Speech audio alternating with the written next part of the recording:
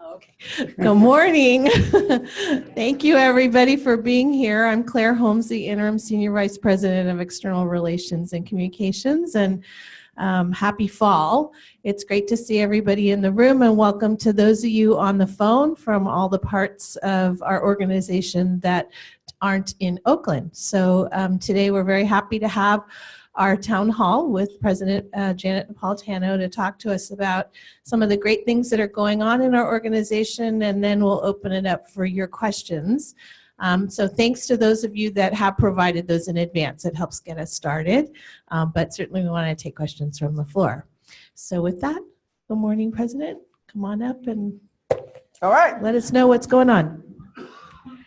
All right, thanks, Claire. Good morning, everybody. Good morning. Good to see such a lively group, right? We have a lot going on. There's a lot to talk about, so I'm going to begin with some remarks in terms of a few things that are of the moment, and then we'll open it up to questions. But before I dive into that, I want to take a moment and express thanks. Thanks to all of you for what you do for the University of California, the best public research university on the planet, right?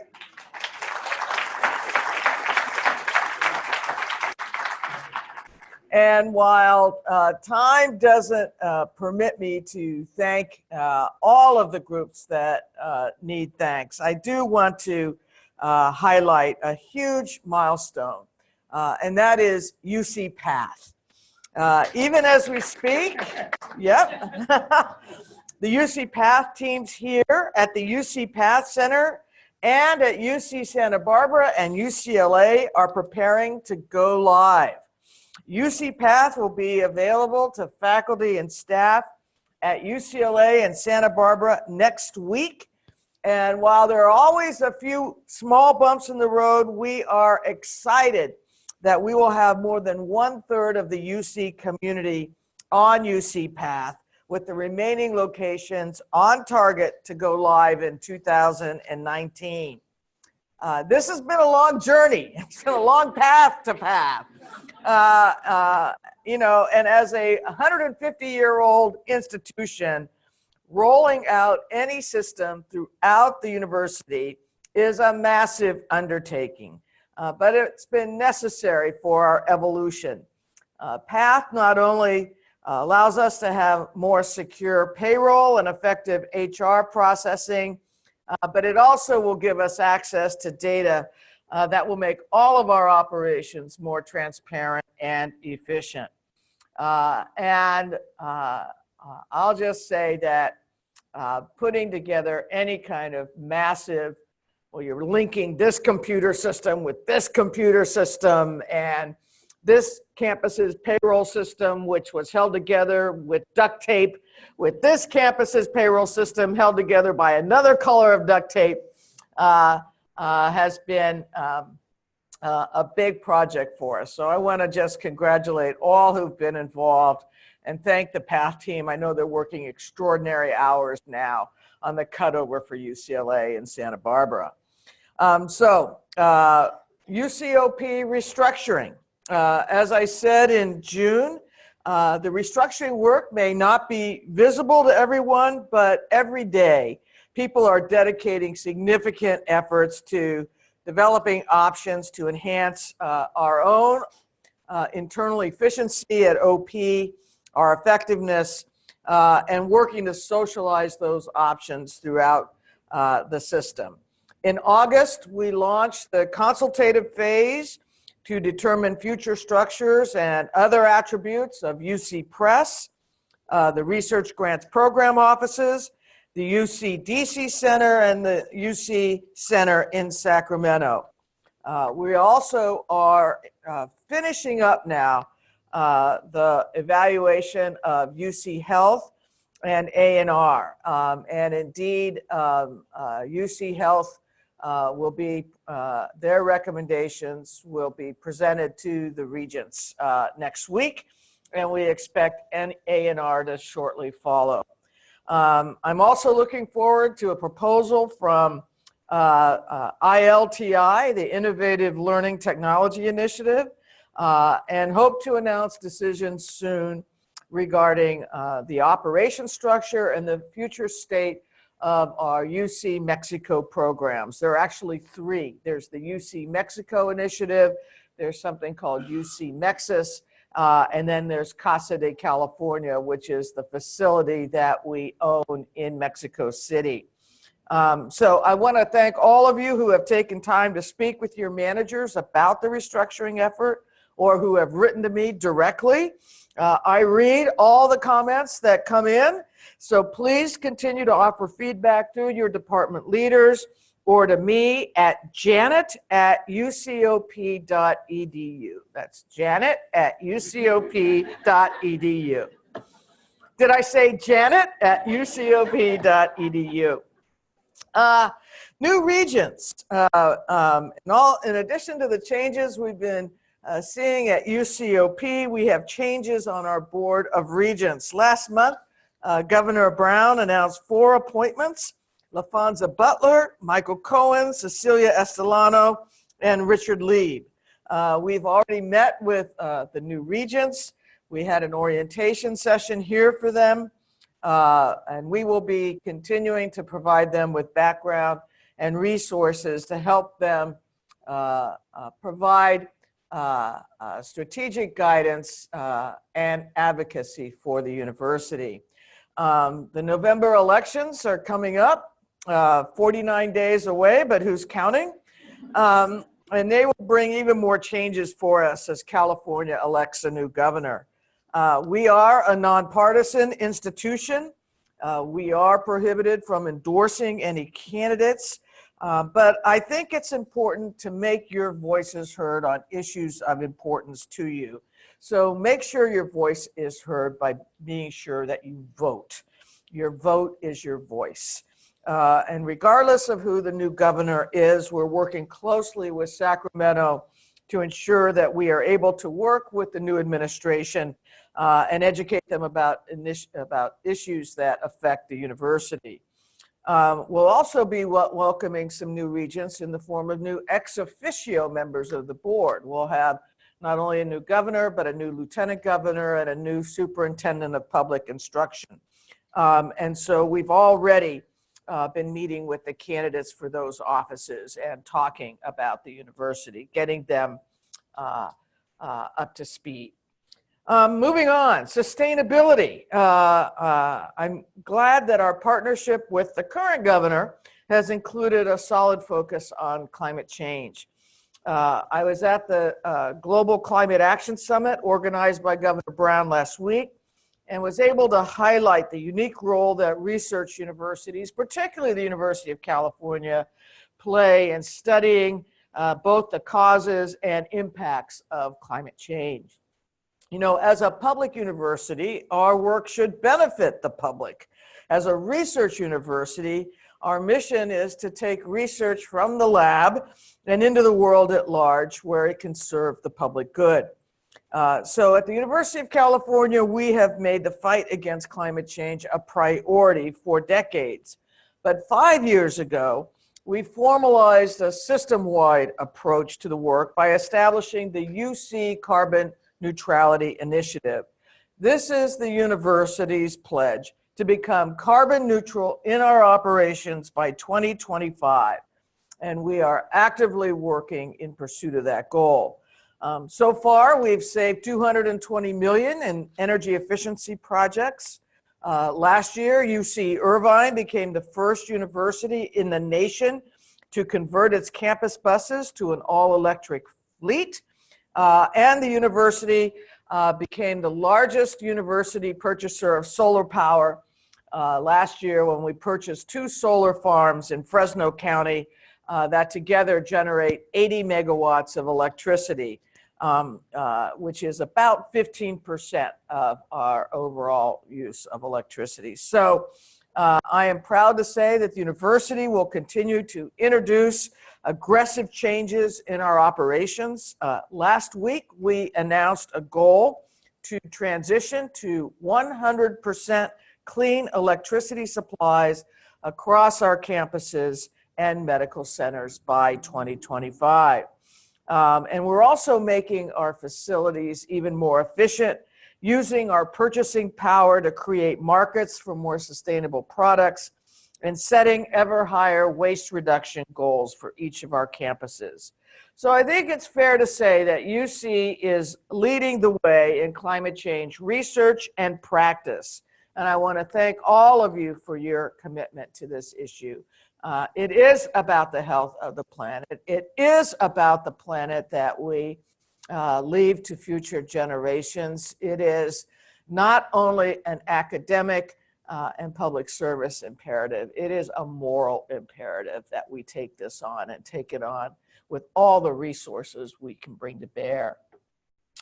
Okay, so last, let me move on to rankings.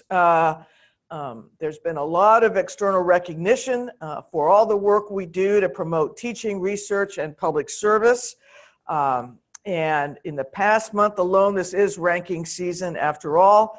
Our campuses and med centers have been recognized for excellence on multiple fronts. Last week, U.S. News and World Report put out its list of the top colleges and universities in the United States. 5 of the UCs are in the top 10 public universities. All 9 of our undergraduate campuses rank in the top 75.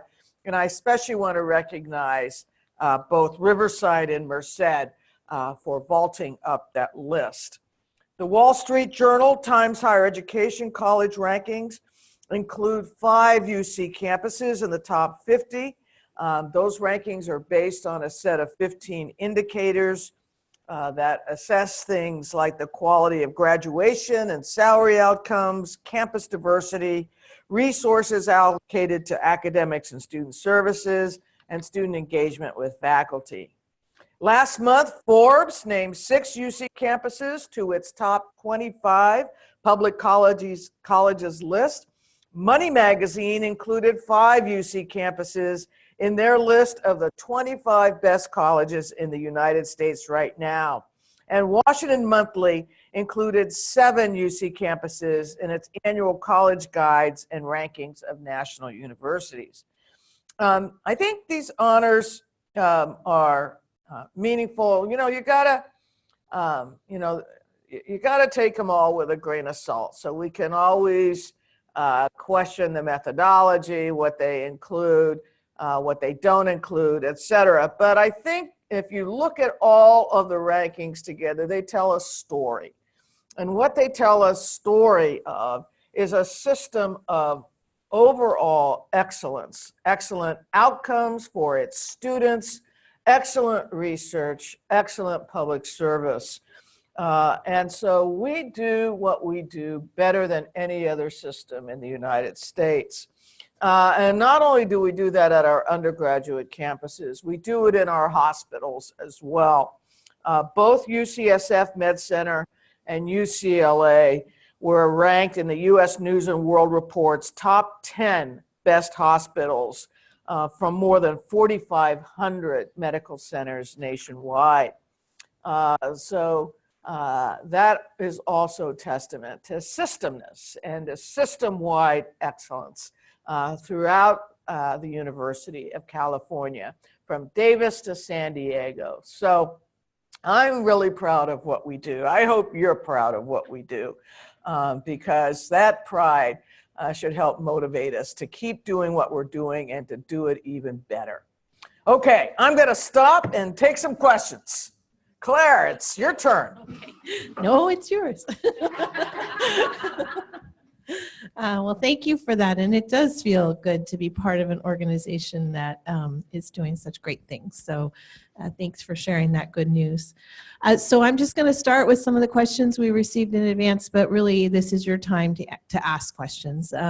So the first one is the perennial question about the building construction. Looks like they poured some concrete in the hole, which is good. Yeah. But y'all hear that jackhammer? Yeah. But before we go there, actually, there were questions about the recent and unfortunate building break-in in this building. And so I know that Steve put out a long memo, but people had a little bit more insight that you might have to tell us a little bit more about what you know about that. So, first of all, they have arrested a suspect. He was involved in several other break-ins. He was wanted by the Oakland Police, the Federal Protective Services, as well as by UCPD. So that's good.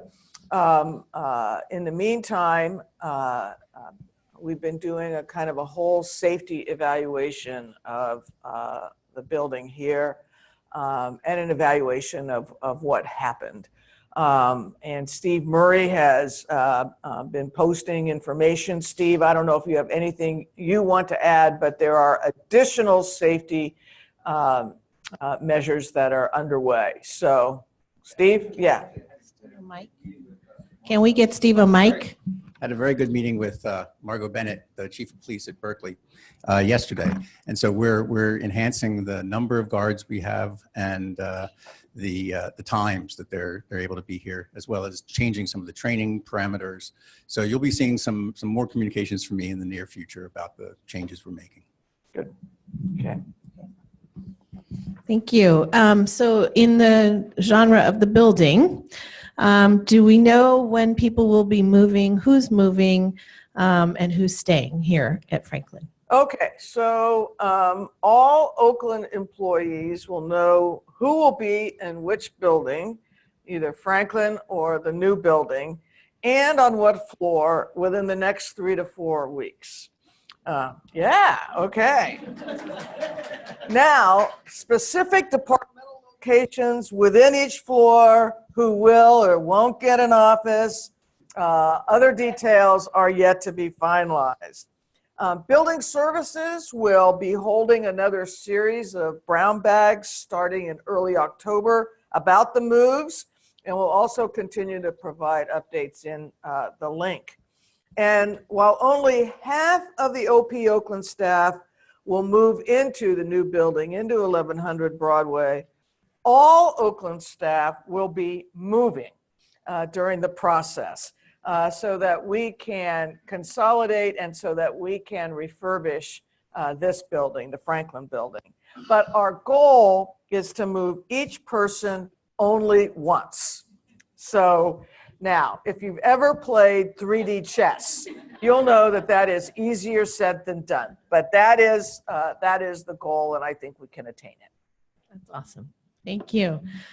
So the next question we got in advance was about merit increases. So when will we know what % of merit that we are receiving? So it's 3, and is Nancy's here. But employees who are paid biweekly should already have been notified. Employees who are paid monthly have either already been informed or will be very soon. If you have questions, see your manager or department head. Nancy, you have anything you want to add to that? Nope, you're right on. It checks. Letters for monthly should be, if they're not with your managers, are on their way by the end of the day today and should be distributed to employees by going out now. So, okay. Thank you. So the last question before we open it up, so be thinking because we want to hear from you. You talked about the sustainability work and the last week's summit.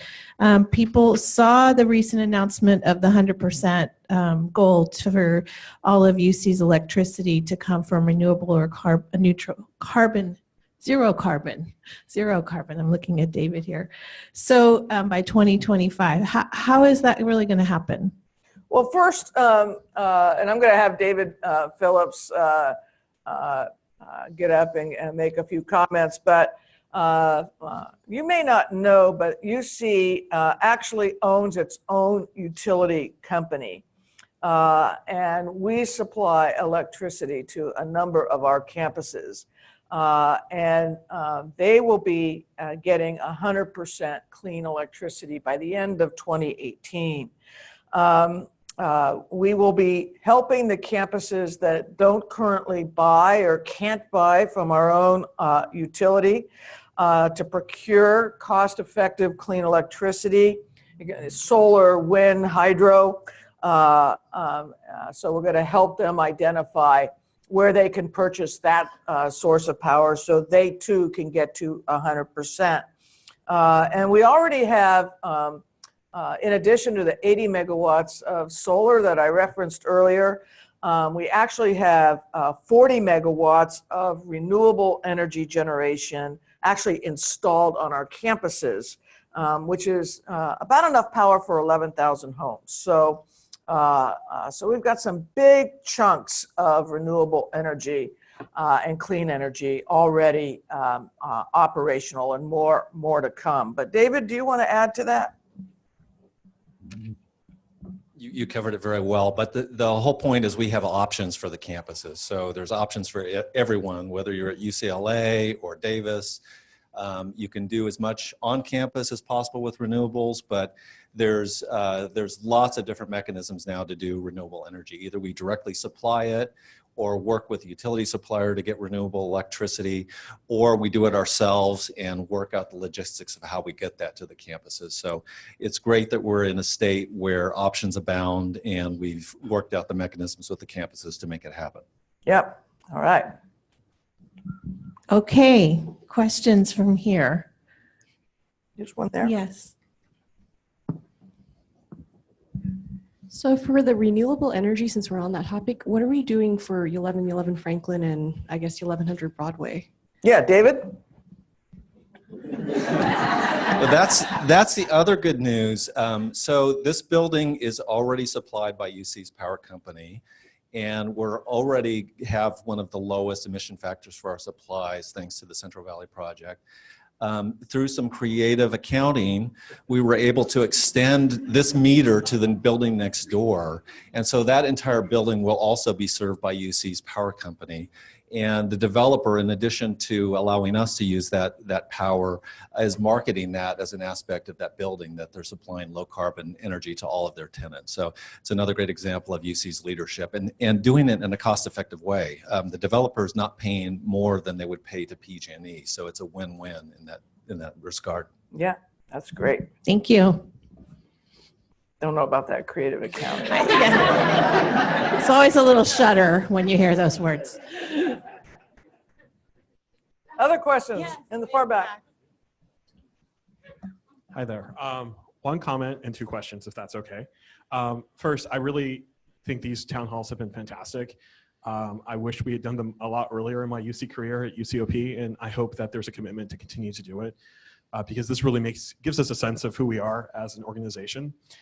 To that point, in terms of staff morale and who we are as UCOP, I'm wondering what UCOP management leadership can do, specific actions that you all could be doing to help with morale. And I'm not just talking about like showing up and not feeling grumpy because you had a bad interaction with someone at a campus, but really thinking about career paths, where we're going, how we are as higher education administrators, and what could we be doing as an organization to think about that.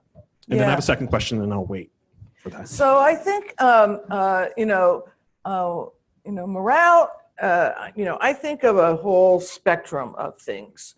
It's things like events that you can arrange in your own departments, celebrations, birthdays, significant anniversaries, those sorts of things, all the way toward giving people confidence that they can enjoy a long-term career at OP. And I think we are well within the zone of having career tracks in place, which I think will be a major improvement in terms of how we provide people a sense of forward momentum, and that just because they start here doesn't mean they can't end up there. And I think that all feeds into morale. And then hopefully morale empowered by a joint sense of purpose and mission, because I think personally, the reason I'm at the University of California is because I think this is a unique institution with a powerful mission, and educating the next generation. What's wrong with that picture? So, that's why I feel privileged to be here, and we want to engender that same sense amongst everyone. I mean, it's that mission that gets me through a tough day. I mean, or if I'm at a conference and I think about how we fit into the overall scheme of things, I think about the mission a lot, and even if I just might be in a very small area of the university. Current events, you are one of the best presidents to have, because we can always take it back to current events. What's going to happen in Washington next Monday?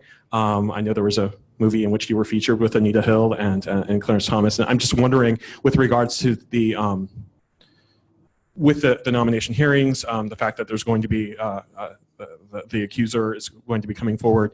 Any comments based on your experiences back in the day about what's happening right now, and as it relates maybe in your role, with our Title IX obligations as well? Right. So for those of you that don't know, I was one of Anita Hill's attorneys during the Anita Hill Clarence Thomas hearing back in 1991, and I'm very upfront saying that it was a terrible experience. I think I still have PTSD from it, honestly.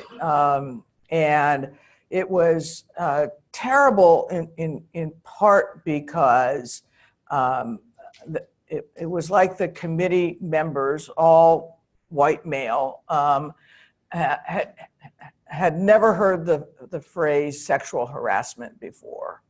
And it was clear they just wanted to get in and get out, that they were not really interested in exploring the veracity of Professor Hill's claims. And so they didn't call other women who now Justice Thomas had allegedly harassed.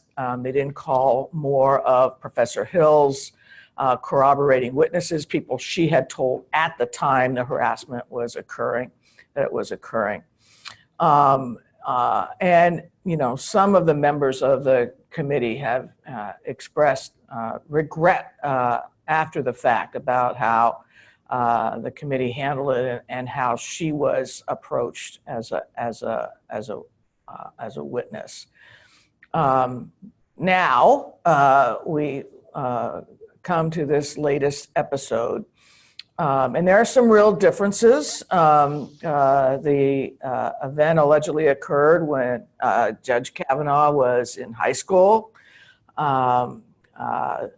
Thomas, it was while he was actually Professor Hill's supervisor at work.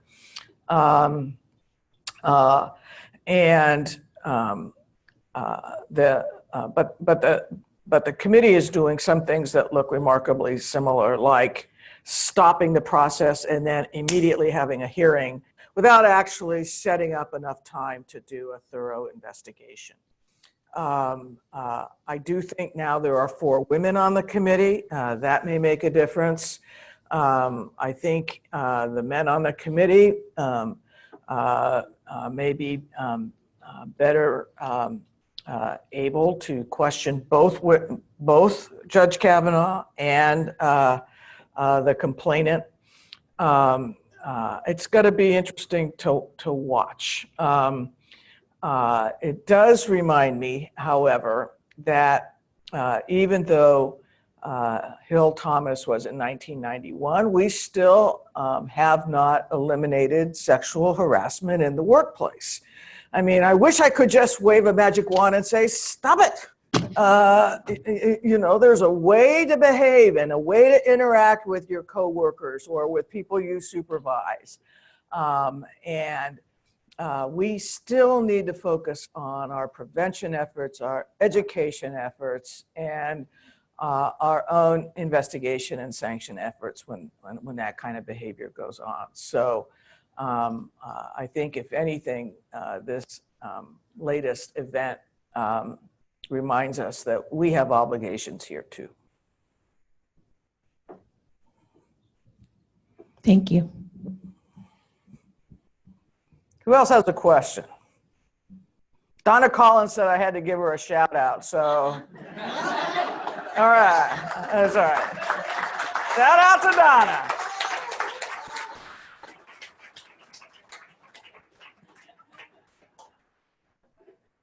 Did I do that right? Okay. All right.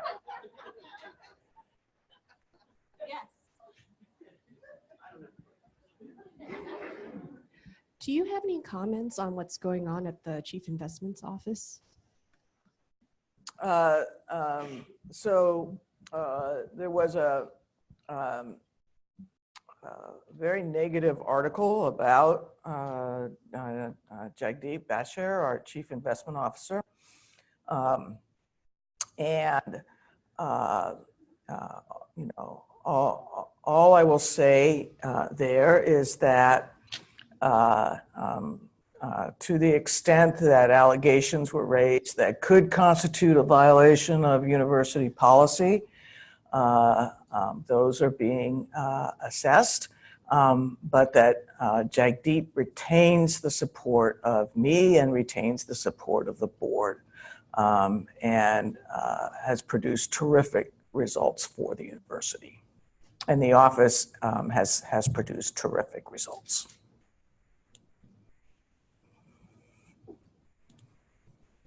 Yes. Can you tell us anything about what you'll be focusing on with the new governor? Yes. We're going to, first of all, I'm going to listen to the new governor and see what he wants to focus on. But we want to bring him up to speed on where we are with multi-year planning and budgeting, what we think of in terms of enrollment growth, degree production, because it's not just about students entering the system, it's about graduation from the system. We want to speak with him about some ideas that we're exploring with the chancellors in terms of how to reduce or indeed eliminate perhaps student debt from the UC.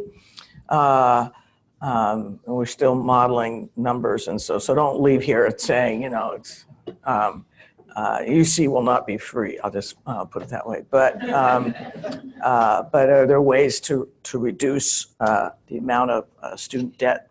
Want to talk with him about sustainability and climate, and whether he has any interest in supporting our efforts there and continuing Governor Brown's legacy. So it's a whole potpourri of things. And perhaps most important is how he wants to interact with the university. He is titularly the president of the Board of Regents. Does he want to come to meetings? Does he want to participate as a regent? How does he want to interact with the office of the president? And then, you know, who are his higher ed policy advisors going to be? Who's his Department of Finance head going to be? You know, those kinds of nuts and bolts things. And we're doing that with both candidates. Yeah, and we're doing it with both candidates. Any other question? Oh, way in the back there.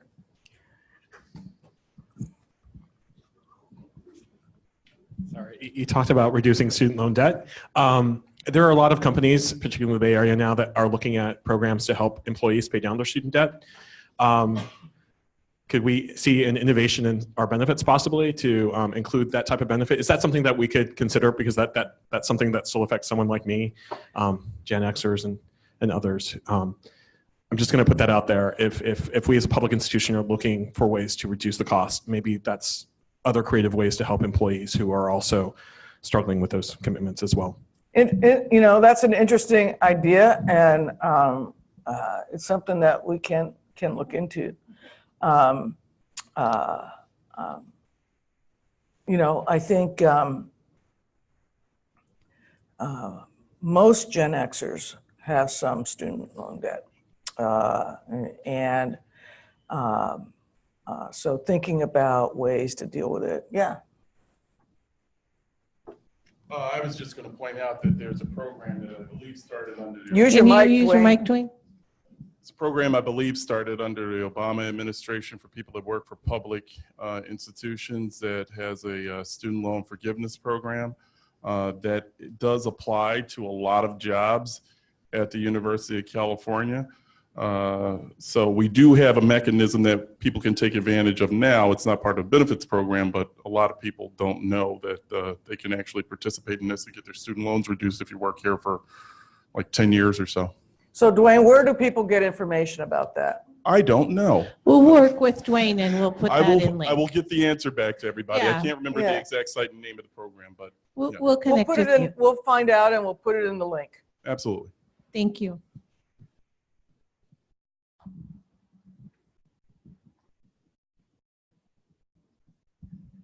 I was going to make a comment on what Dwayne just said, and I'll try to find it too. Somebody at Kuxa just told us about that. And if you're interested in that, the rules just changed on that. So it's very important for you to look into it right away.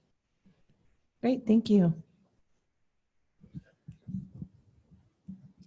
I had one other question for you about the status of our labor negotiations, because Dwayne just reminded me of that, looking at him in the corner. So where are we with the negotiations? So we have reached a tentative agreement with the nurses, and they are going to begin the ratification process in the next few weeks. We recently reached an agreement with the UAW, represents a unit of graduate assistants. We are in bargaining with AFSCME 3299. They have two units, service workers and patient care. We'd like to, we'd like to get these things resolved in a way that is fair to both sides. We appreciate our employees, and we want to make sure that we pay them market wages and that their conditions of employment are good. So we still have work to do with AFSCME as well as with UPT, which are technical workers at the hospitals. So, but reaching a tentative agreement with the nurses was a major achievement. It was almost 2 years of bargaining to get us there. So. Thank you. Other questions from the room? Okay. Okay. All Thank right. you very much. Thank you all. Let's go get them.